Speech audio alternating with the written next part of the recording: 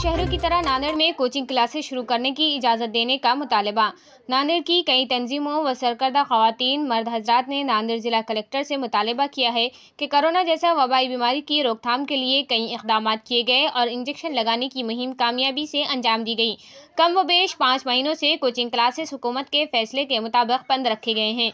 हुकूमत की इस हिदायत की रोशनी में बड़े पैमाने पर टीका अंदाजी से तलबा में कोरोना नहीं फैला। तलबा कुल्ली तौर पर इस बीमारी से महफूज हैं।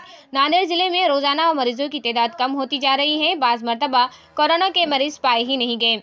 ऐसी सूरत में ऑफलाइन एजुकेशन ना होने की वजह से तलबा का तालीमी नुकसान हो रहा है।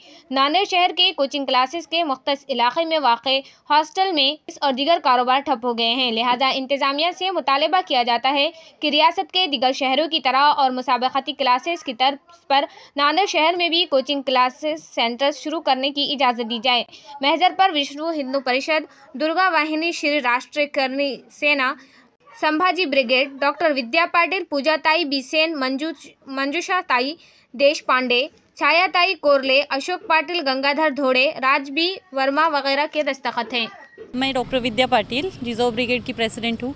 यहाँ पे हम लोग राजपूत करनी सेना, दुर्गा वाहिनी, इनर व्हील क्लब नांदेड़ और अलग अलग संगठन महिलाओं का गठित हुए हैं और हम सब ने एक निवेदन दिया है कलेक्टर साहब को कि जिससे कि यहाँ पे जो प्राइवेट कोचिंग क्लासेस है जहाँ से अच्छे अच्छे डॉक्टर्स बनते हैं, अच्छे अच्छे इंजीनियर्स बनते हैं, तो नांदेड़ के वो प्राइवेट कोचिंग क्लासेस सभी कोविड के जो कि पैंडेमिक कोविड सब तरफ जब चल रहा है उसके सभी अधिनियम से गठित करके मतलब जो कुछ भी जीआर निकलेगा उसका सबका पालन करके शुरू करने की एक हमने निवेदन दिया है। कलेक्टर सर ने हमें उससे मतलब प्रॉमिस भी दिया है कि उस पर पॉजिटिव ओपन करेंगे। लेकिन हम सबका यही निवेदन क्यों है, क्योंकि बच्चे अब हमारे किसी के है वो क्लासेस में, किसी के वो नहीं, लेकिन रिप्रेजेंटेशन ऑफ द पेरेंट्स ऐसा जो बोलते हैं तो उसके तहत हम सब यहाँ पे आए हैं। महिला संगठन नांदेड़ जिला, यवतमाल जिला, अमरावती जिला, सारे यहाँ से आए वाले अभी विद्या दीदी जी ने बहुत अच्छे से, क्योंकि उनको इतने मैसेज आते थे कि मैडम हमारा बच्चा नांदेड़ में, हमारा बच्चा नांदेड़ में,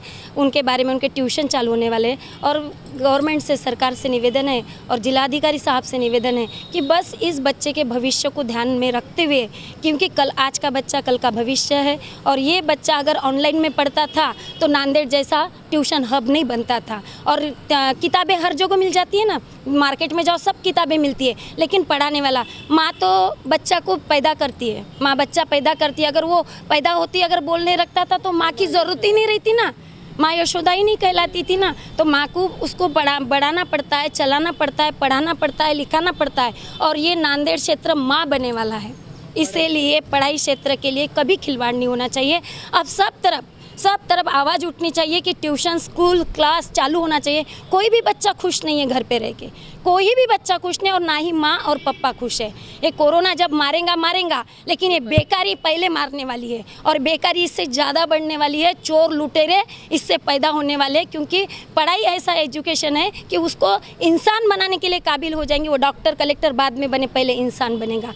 इतना ही कहना चाहते। यहाँ पे हम लोगों ने बच्चों के भविष्य के लिए निवेदन देने के लिए आए और मेरे सभी बहनें, सभी संगठनों से मेरी सभी बहनों ने यहाँ पे निवेदन दिया है कि बच्चों का भविष्य 2 साल से बच्चों की कोई पढ़ाई नहीं है। घर बैठ के ऑनलाइन अगर पढ़ाई कर रहे हैं तो बच्चों से पढ़ाई नहीं हो रही है।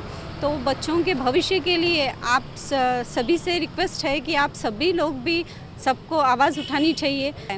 12th के बच्चे हैं जिसको बच्चे बहुत आगे जाना चाहिए था, वो बच्चों ने रोना, मतलब वो लोगों के बिल्कुल उदासी चाह गई वो लोगों के चेहरे पे। तो मेरा इतना ही निवेदन है कि देश का भविष्य है, बच्चों की पढ़ाई शुरू करो, सोशल डिस्टेंसिंग में ट्यूशन स्टार्ट करो।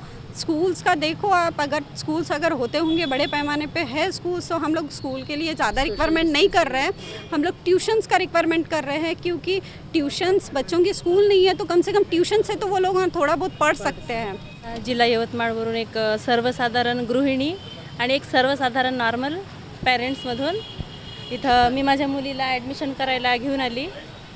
मी म्हणजे शेती मजुरी करून माझ्या मुलींना मॅट्रिकपर्यंत चांगलं शिकवलं, पण जेव्हापर्यंत ऑफलाईन जे शाळा चालू होती, ट्यूशन चालू होते, तेव्हापर्यंत माझ्या मुलीमध्ये खूप प्रोग्रेस होता आणि ते प्रोग्रेस पूर्ण डाऊन केलं ह्या ऑनलाईन रिझल्टनं। जी माझी मुलगी मेरिटला येणार होती ती फक्त 94 पॉईंट काहीतरी टक्के घेऊन पास झाली आणि त्यामुळे तिची मनस्थिती एवढी खराब झाली की तिची शिकण्याची इच्छा कमी झाली आणि ती नाराज झाली. म्हणून सरकारशी विनंती आहे माझी की लवकरात लवकर तुम्ही कोचिंग सेंटर ऑफलाईन चालू करावे आणि जे असे गरीब काही मुलं आहेत त्यांना प्रोत्साहन देऊन त्यांचा उत्साह वाढवावे. थँक्यू, धन्यवाद.